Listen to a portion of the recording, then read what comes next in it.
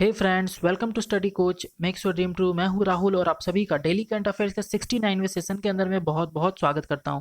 दोस्तों, जैसा कि पता है कि आज का डेट है 22 अप्रैल 2020 और आज के दिन का जितना भी इंपॉर्टेंट करंट अफेयर्स बन सकता था वो सारा इंपॉर्टेंट करंट अफेयर्स के बारे में हम लोग आज डिस्कशन करने वाले हैं और उसके पीछे जो भी फैक्ट्स रहे होंगे वो भी हम लोग जो है इसके अंदर में बात करने वाले हैं।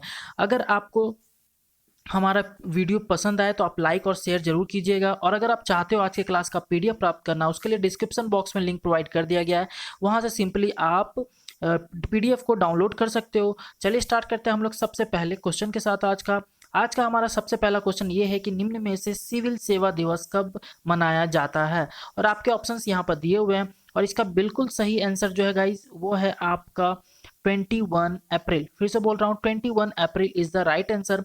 21 अप्रैल को हर एक वर्ष सिविल सेवा दिवस के रूप में ऑर्गेनाइज किया जाता है और ये ऑर्गेनाइज जो करती है कौन करती है, तो प्रशासनिक सुधार तथा जन शिकायत विभाग इसको हर एक वर्ष 21 अप्रैल को आयोजन करता है इसका। और इस बार हमारे देश के अंदर में अभी कोविड-19 की वजह से लॉकडाउन की स्थिति में है हमारा देश, तो इसलिए इस बार जो है इसका आयोजन नहीं किया गया। और इस दिन 1947 में all India administrative service training school के पहले बैच के प्रोबेशनर्स को वल्लभ भाई पटेल ने संबोधित किया था, इसलिए इस दिन हर एक वर्ष 21 अप्रैल को आपको हर एक वर्ष जो है सिविल सेवा दिवस के रूप में ऑब्जर्व किया जाता है।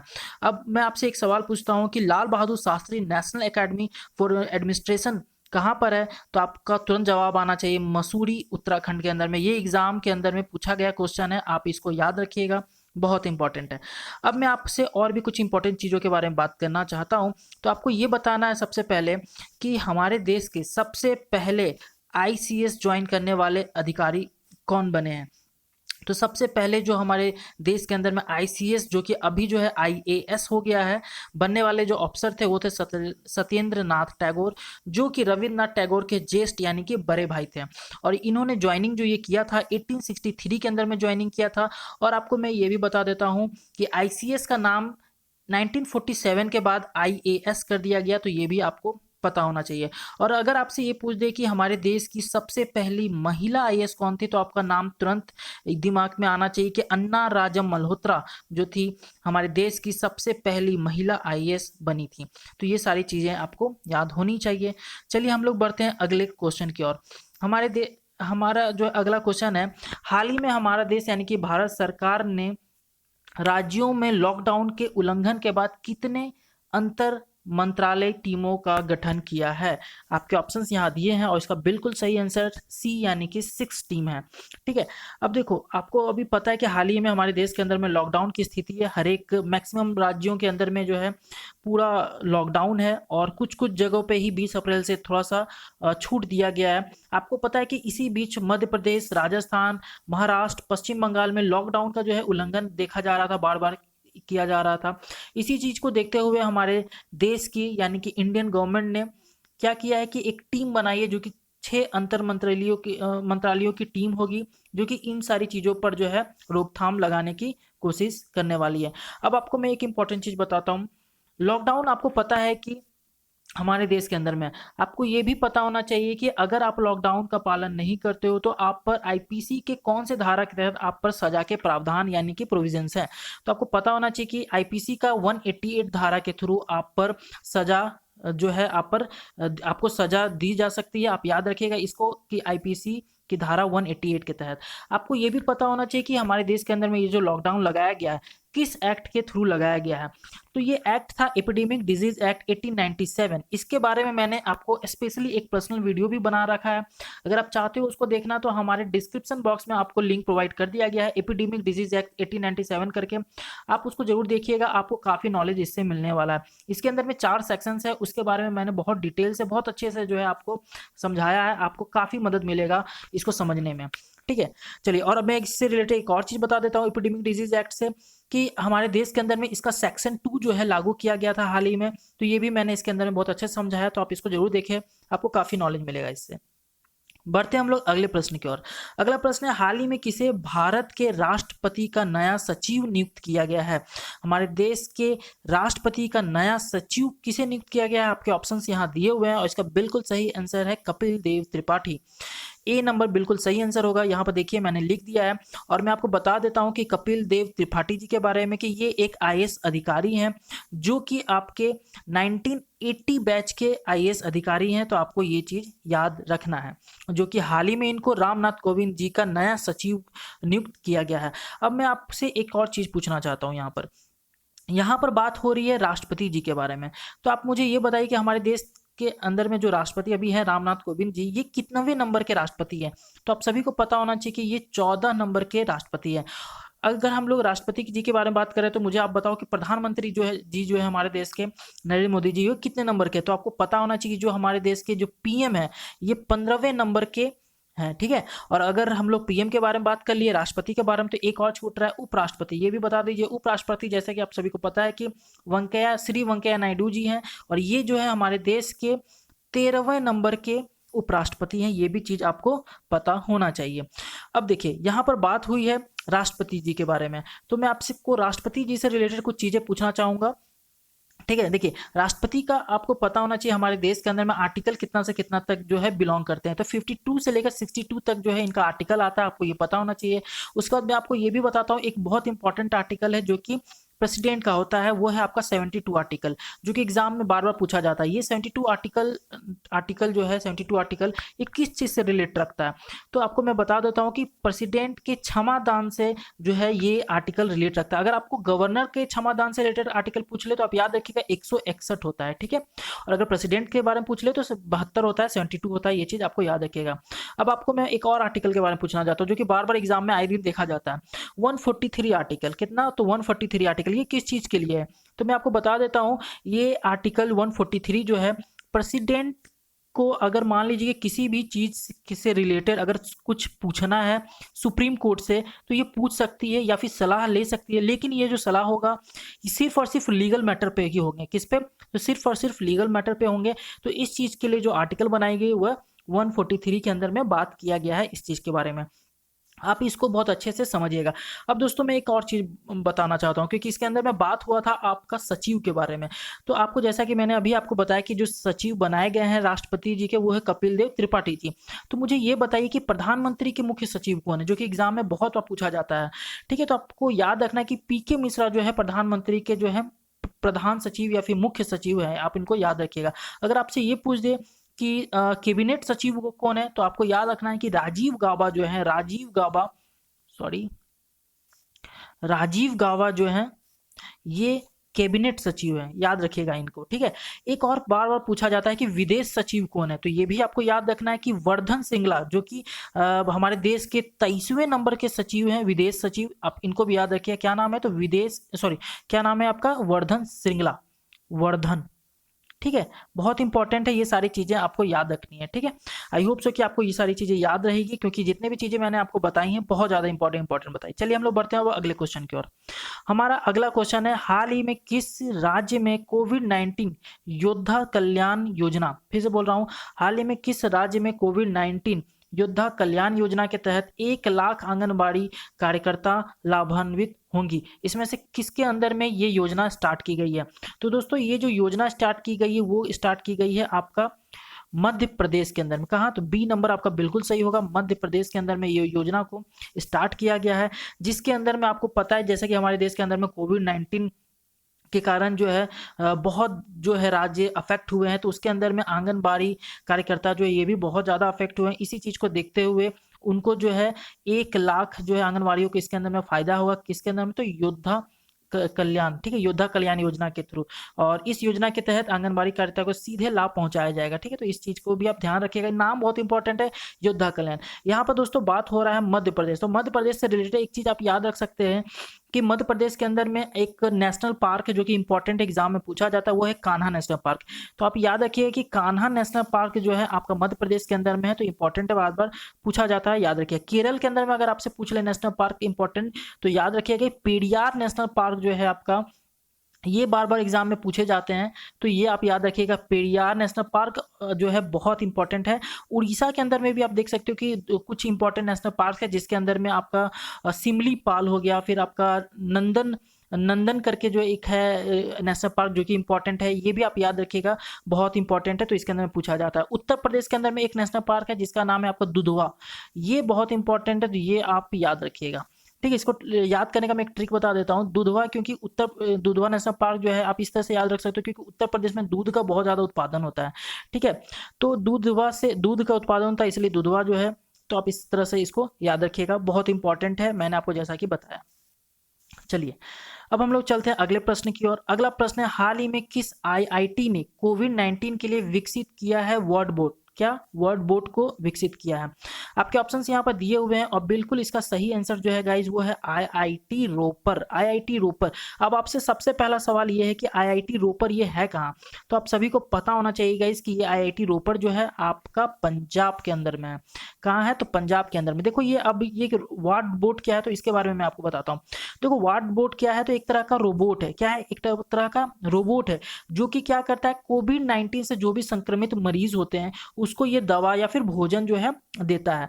ठीक है, उसके बाद खास बात इस रोबोट की ये है कि मान लीजिए कि वो जब उसके पास गया, उसे खाना या फिर कोई दवाई वगैरह दिया, उसके बाद खुद आने के बाद जो है किसी दूसरे को ये संक्रमण ना हो जाए, कोविड-19 उसके रोबोट के कारण किसी और को ना फैल जाए, इसलिए जो है ये खुद को सैनिटाइज भी कर लेता है। तो ये बहुत अच्छी बात है इसके लिए, तो ये आपको याद रखनी है, याद रखना है इसलिए आपको कि आईआईटी रोपर के अंदर में वर्ड बोर्ड जो है ये विकसित किया गया है। एक तरह का रोबोट है जो कि बहुत इंपॉर्टेंट है, जो कि संक्रमित कोविड-19 से संक्रमित लोगों को ये भोजन और दवाइयाँ देता है, तो इसलिए बहुत ज़्यादा इंपॉर्टेंट हो जाता है। चलिए, अगला प्रश्न है हमारा। हमारा अगला प्रश्न है कि हाल ही में फेसबुक ने किस देश के क्या है, किस देश के third party fact check system का लॉन्च किया? फिर से बोल रहा हूँ, हाल ही में फेसबुक ने किस देश में third party fact check system का लॉन्च किया है? आपके ऑप्शंस दिए हुए हैं, और इसका बिल्कुल सही आंसर है दोस्तों बांग्लादेश। बांग्लादेश के अंदर में फेसबुक ने third party fact check system, यहाँ पर मैंने लिखा है, देखिए, फेसबुक ने बांग्लादेश में पोस्ट होने वाली डाटा को, ठीक है, बांग्लादेश के अंदर में जो भी डाटा पोस्ट होगी उसको फिल्टर करने का जो है ये काम करने वाली है, और इसके लिए बूम नामक वेबसाइट के साथ third party fact check system को लॉन्च किया है। किसने? तो किसने? तो फेसबुक ने। कहाँ पर? तो बांग्लादेश के अंदर में। ठीक है, तो ये सारी चीज़ें आपको याद है। यहाँ पर देखिए, आपको दोस्तों याद रखना है कि बांग्लादेश के अंदर में लॉन्च किया गया है और फेसबुक ने लॉन्च किया है। अगर फेसबुक ने लॉन्च किया तो फेसबुक से जुड़ी कुछ चीज़ें हमें याद होनी चाहिए। फेसबुक का सबसे पहले तो आपको मैंने जैसा कि आपको बताया कि एस्टैब्लिशमेंट बहुत जरूरी होता है किसी भी कंपनी का, तो फेसबुक तो बहुत इंपॉर्टेंट कंपनी है।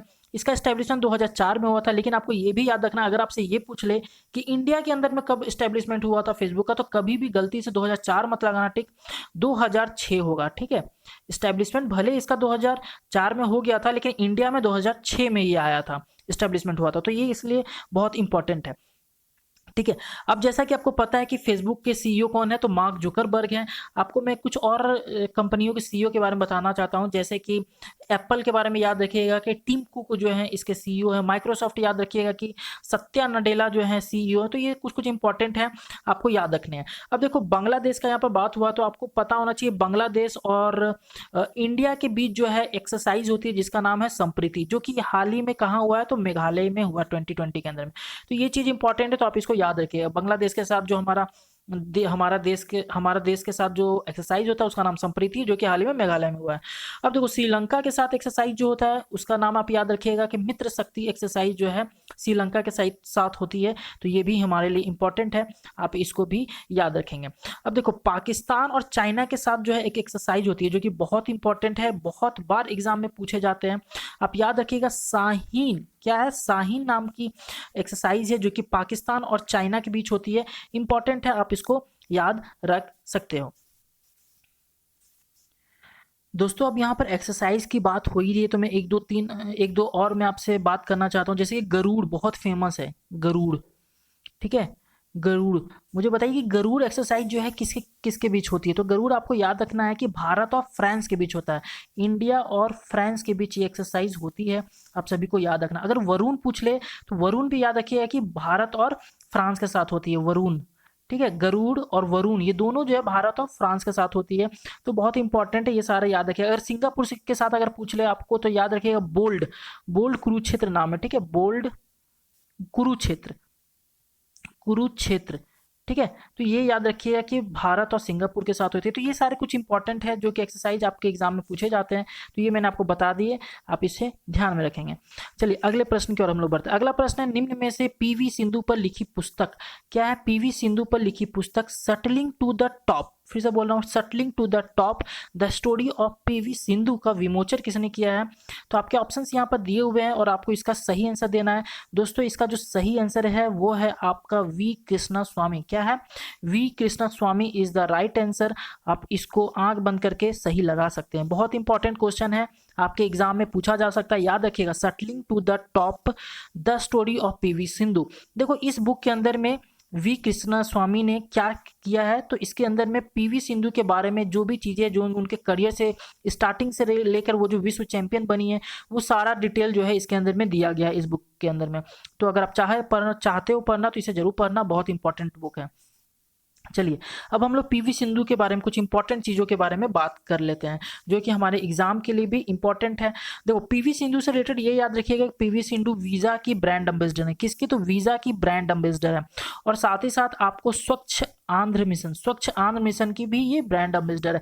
अगर आपको भारत लक्ष्मी के बारे में पूछ ले कि भारत लक्ष्मी के ब्रांड एम्बेसडर कौन है, तो याद रखिएगा दीपिका पाडुकोण के साथ साथ पीवी सिंधु भी भारत लक्ष्मी की ब्रांड एम्बेसडर हैं।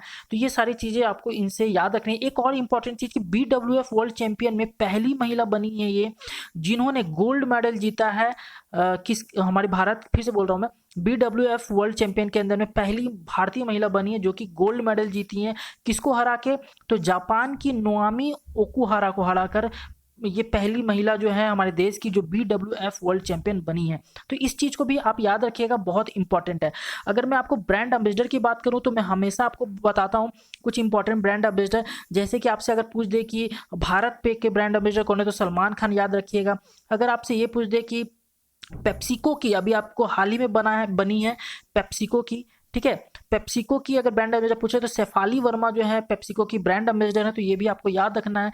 ठीक है, अगर आपसे ये पूछ दे कि फ्लैगिंग एम्बेसडर भारत के पहले, ठीक है, फ्लैगिंग एम्बेसडर किसे बनाया गया है, तो रिपु दमन बेवली को बनाया गया है। आप इसे भी याद रखिएगा, बहुत इंपॉर्टेंट है, आपको ये सारी चीजें याद रखनी है।